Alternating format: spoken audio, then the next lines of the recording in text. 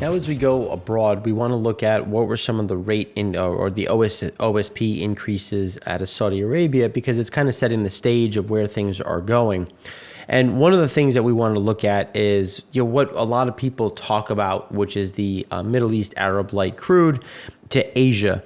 So you can see that even though there was an increase, it's still right in line with where we were in 2020. Now, obviously, the base of Oman, Dubai, because that's what the averages use, is obviously higher, so it's still expensive. So it's not like they're giving any sort of discount, but you can see that we've had these differentials before. The interesting one is on the heavy side. So when you look at the differentials on the heavy side, these are the highest the differentials have ever been. And I think that speaks more towards really that crude quality component, because someone had asked a question on Twitter, and I've answered it a few times in different periods, especially when things like this come up, is where are you looking? What is something that when you go out through 2023 and beyond? And it's the heavy crude side. And I really think that there is that shortfall, which is why we've looked at and we've talked about like Suncor Leaps, some of these other oil sand companies, because it's a clean or easier way to get exposure versus trying to get into some of the other areas, given that some of the heavy sours coming from Venezuela and Iran are a bit hard to trade for a U.S. individual. But again, those are some of those key pieces, because you're seeing that pressure and it's building, especially when you look at Urals. Urals, when you look at the pressure points that are coming in, the potential for sanctions, you're getting some people shying away. For those that watch the FSC show, I was saying that what we were hearing was that offers were being pulled and things that were happening on the sidelines was that differentials for Urals was about a minus 3.15, about $3.15. So now we do have some updates, and this is why it's so important, because, well, how are you going to replace Urals? Which is why do we see pressure to get an Iranian deal done to try to offset if we do sanctions against Russia? Do we allow Chevron to renegotiate some of the debt and increase production from Venezuela? Because we're going to have to find a way to replace some of these key barrels. So Trafigura cut offers for Urals from the previous day, but failed to find buyers, because what we're seeing right now is there's just offers, there's no bids, and guys keep pulling offers at this point. So when you look at CPC blend, a backlog of oil tankers waiting to load at Russia's Black Sea port, which again, more concerned about that.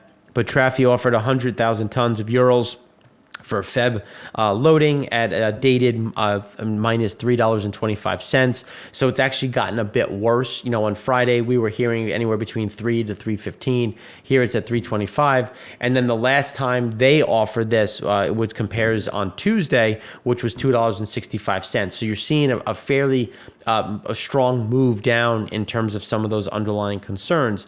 And then when you look at some also offered same amount of Urals, so Trafigura also offered for minus $3.45 versus $2.80 on Tuesday. And then when you look again, there was another minus $3.50. So again, there's a lot of these pressure points. Mitsui sold 90,000 tons of CPC blend to BP at minus $3. So again, you're seeing a lot of these pressure points, and again, just putting pressure. So yes, like Fortes, as we said in segment 1, driving higher, very expensive, some of the most expensive in 13 years, if not ever. But it's because they're avoiding Urals. There's no price low enough at this point that you can incentivize them to take the risk. But it doesn't mean that you're not going to run your refiner. You just have to go out and source different crude, which again has been driving up some of the differentials in other areas. So India, just to give a little bit of a backlog for January, you can see that India consumed 17.6 million tons of oil product in January, compared with the same amount a year earlier. So right in line with where we were in 2021. You can see that is still below where we were in 2019 and 2020. 2020 and 2019. So still at a depressed level. When you look at some of the different flows, gasoline consumption was 2.47 million tons, which was down 5.3% year on year, and it's down the most since August of 2020. Diesel consumption was down 6.4%. That's the lowest in September. So there's also some caveats to this because there was issues with COVID. There were issues with some timing. Some of the refiners are now running actually harder now. So some of the refiners are over 100%, and they're actually getting a bit more aggressive in the international market when you're looking at exports. So that's why we've been talking so much about Singapore and some of those overhangs. So this just gives you an idea of where things are and the overhangs that remain. And technically, if you look at Brent pricing, crude pricing in general, there should be a fairly sizable increase in prices for petrol, not just in India, but in other areas that subsidize. So are we going to see another big spike in inflation, or are they going to try to eat this a little bit longer to protect their local populace? Now, one of the things that we've been talking about pretty aggressively is the difference between that middle distillate and that heavy distillate side. So when you look at Singapore, very low sulfur fuel oil, over the high sulfur fuel oil, you're seeing this broad disconnect, which again is just showing the discount that high sulfur fuel oil is trading at versus how expensive it is for very low sulfur, which we expect to see pull some more high sulfur fuel oil into the market and into some power gen versus some of the cleaner burning ultra low or very low sulfur, just given some of these spreads, because the heavy side, the sour side continues to build, continues to see an increase in storage, while the middle distillate, that very low sulfur fuel oil, continues to see draws.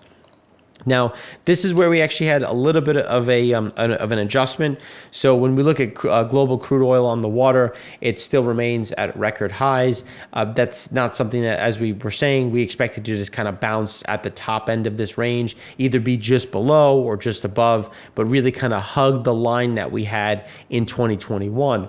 Now, when you look at crude oil in transit, this is where it's going to be key, because if you remember from last week's show, the crude oil in transit was actually much higher. So that's actually been moved down. And so essentially Vortex is saying that some of the things that we thought were in transit were actually in floating storage. It doesn't change the net number for the most part. It just shows that some of them that they thought were moving were actually stationary, which is why when you look at where we were, remember there was a bigger move down to that 2017 level. Instead, we're just hugging that 2021 piece. If you think back to what my guidance was of really just kind of staying the course at this elevated level, it was going to work out one way or the other. We just expect it to stay fairly flat at this point in time, and again, just stay either above 2021 or right at 2021 levels for the amount of crude in floating storage.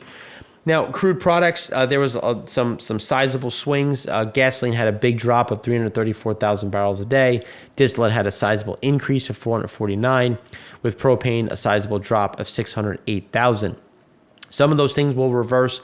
Distillate will come down, gasoline will increase, but it's not going to reverse the decline, just because there's not a lot of gasoline demand out there. And when you look at distillate, it still makes sense to keep some of this disty in the U.S. There was a big increase of total exports of 724,000 barrels a day. We thought that the increase was going to get us to about that 2.8. Instead, it brought us to that 3.1.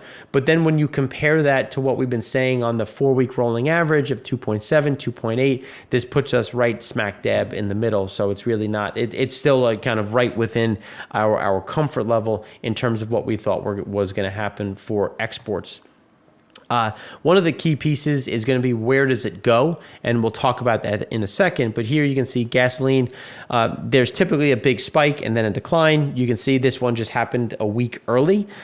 So again, we do expect this to come back up and come back within the low end of that cloud. When you look at distillate is the highest exports of the year, but it's still just at the very low end of the cloud, and we expect this to fall back down below. So really nothing too crazy again. The U.S. ethane exports still strong, still record levels. We're going to continue to stay there. Not much to say one way or the other. And then when you look at crude oil exports, you can see that the nice bounce that we had, but we always like to look at this 4-week rolling average, which we said was going to be between that 2.7, 2.8. And here, again, right smack dab in what we were expecting. And we do expect this to shift a bit higher, because as China buys up some Urals and Europe avoids Urals, Well, where are you going to replace it? Well, you're going to go to Libya. You're going to go to Nigeria. You're going to go to, if you can get Angolan or Congo cargoes, as well as the U.S. So that'll put a little bit of a benefit to us, even as our flows into Asia continue to be under pressure, given the spreads between Dubai and WTI. So when we look at propane, propylene, you see the big drop to the lows. That's something that we think is just going to bounce back up and come back to the 5-year average, just based on what we see in the water right now. So on the country front, you can see that Russia's kind of steady state. There might be additional pressure there, especially as they're going to struggle to load February. We're seeing some additional cargoes coming in from China to essentially buy up. But then we've had some deferred cargoes from February into March for Angola, some increases for Nigeria. You can see Norway is back up above 1.5 million.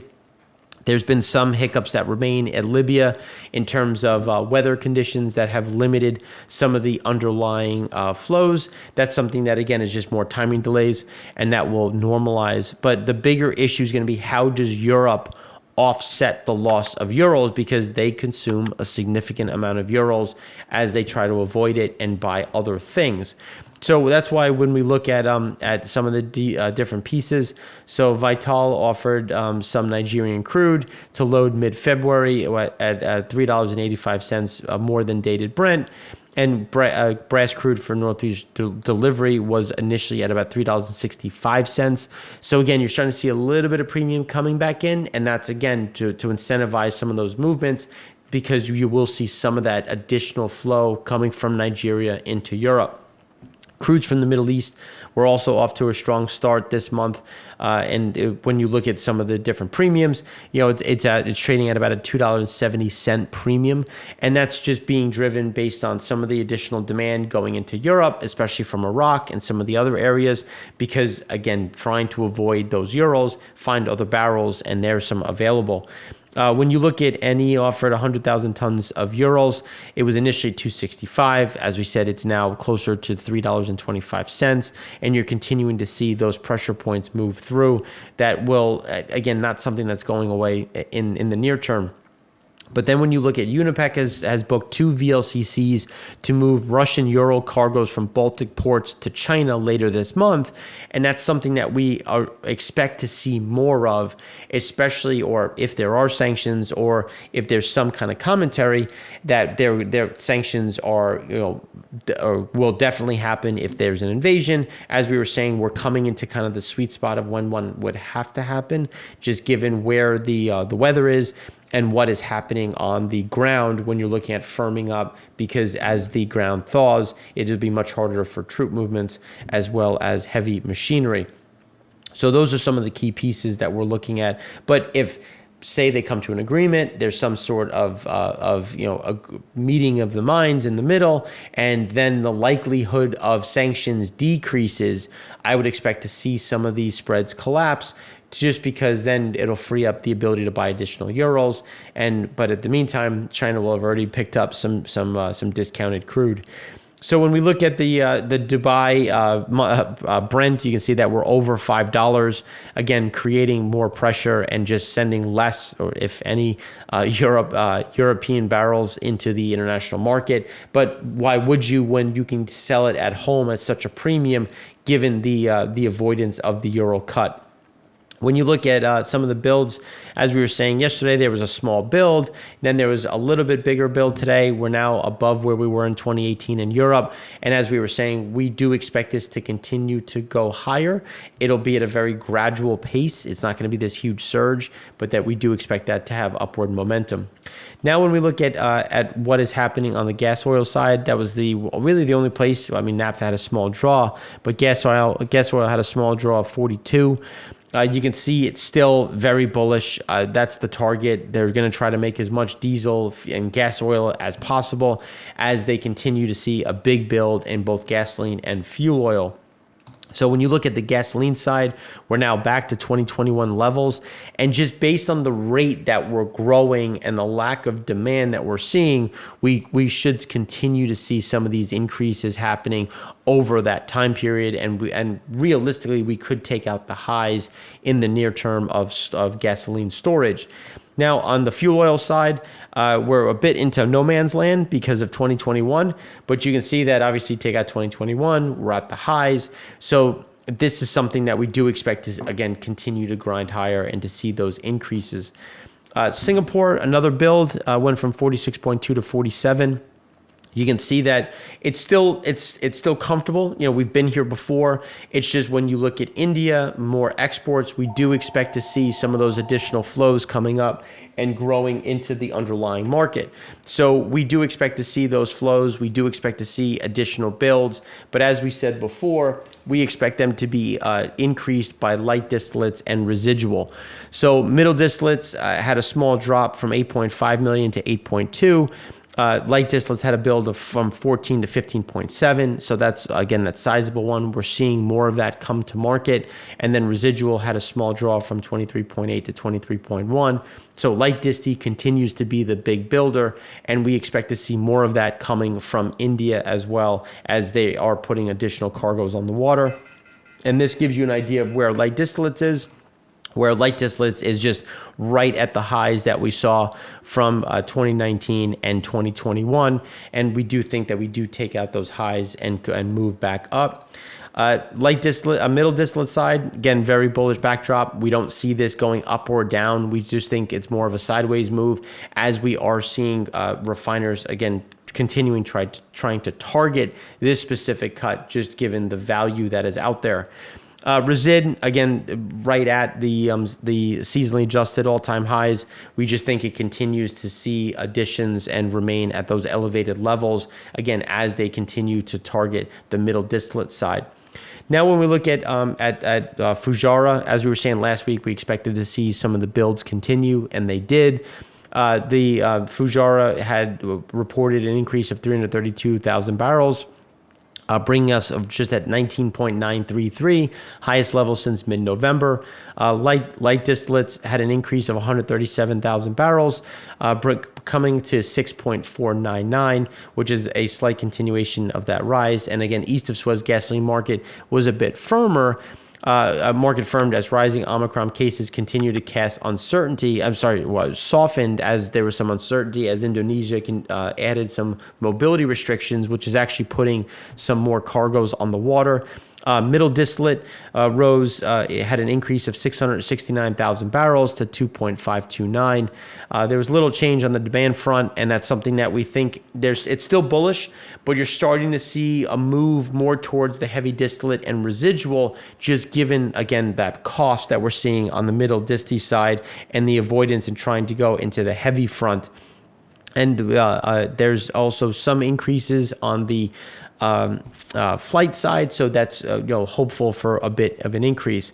Now, heavy resid fell 474,000 barrels to 10.905. Bunker operations were kind of agnostic, not too much to go up or down on. It's just we are seeing more of that pulled in to replace some of the middle distillate that had initially been demanded. Now, when you look at Brent spreads, they're off the highs for April, May, but again, you can see just how elevated they remain. So these are things that we think are going to stay in the market, especially when you look at the demands and the concerns versus the euro barrel. And then when we look at pressure points, as crude remains elevated, natural gas prices, globally speaking, are high, you're now seeing more pressure come into the crack spreads and is bringing this back down to earth. But when you look at the hydrocracking side, the light hydrocracking, the FCC, you're still well in the money. So even though you're seeing some of your margin go away, you're still going to crack, because, and just to give you an idea, it's come down, but you're still at the high end of the cloud, supporting a lot of that activity. Now, Urals is coming lower, and it's going to continue to fall because there won't be a price that people will pay, at least into Europe, which is why some of this is going to move into Asia, and the same can be said here. And it's going to be interesting to see if India shows up, because India and Russia, obviously friends. India also needs the U.S. So would they go along with sanctions? Would they, we know China doesn't care, so they'll continue to buy. But what is India going to do would be kind of a driver of how much of these spare Euro barrels will get moved or absorbed into the market. So when you look at Supertanker crude imports, they're at 2022 highs. It's just, again, seasonality. There's normally a spike at this period of time. People come back from Lunar New Year. Things start to come back, get back to normal. So again, you can see just a very normal move and back to where we were in 2020. Asian floating storage saw the biggest adjustment. And if you remember what we were saying, we expected to just kind of go sideways, and just waffle back and forth here. Again, we expect that just where we expect to be right in 2021 lines, either right at there, slightly below, slightly above, still remaining near record levels.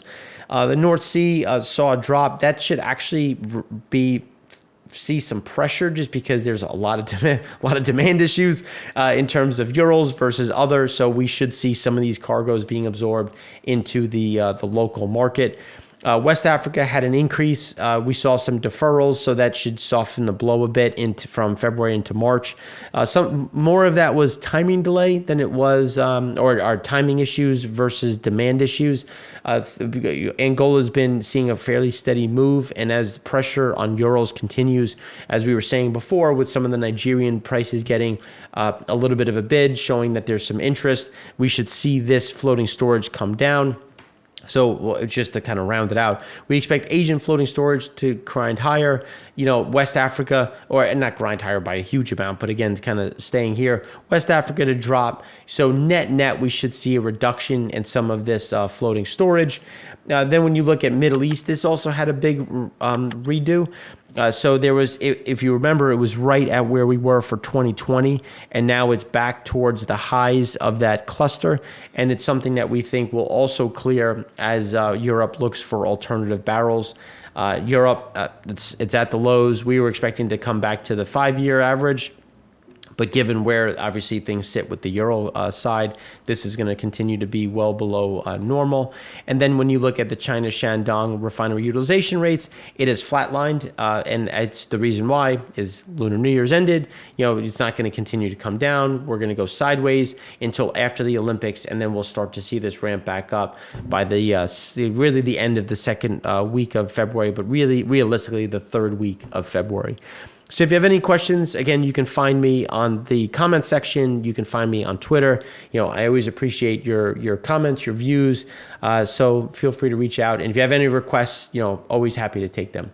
Thanks for watching. I'm Mark Rossano, founder and CEO of C6 Capital Holdings, coming to you from Primary Vision Network.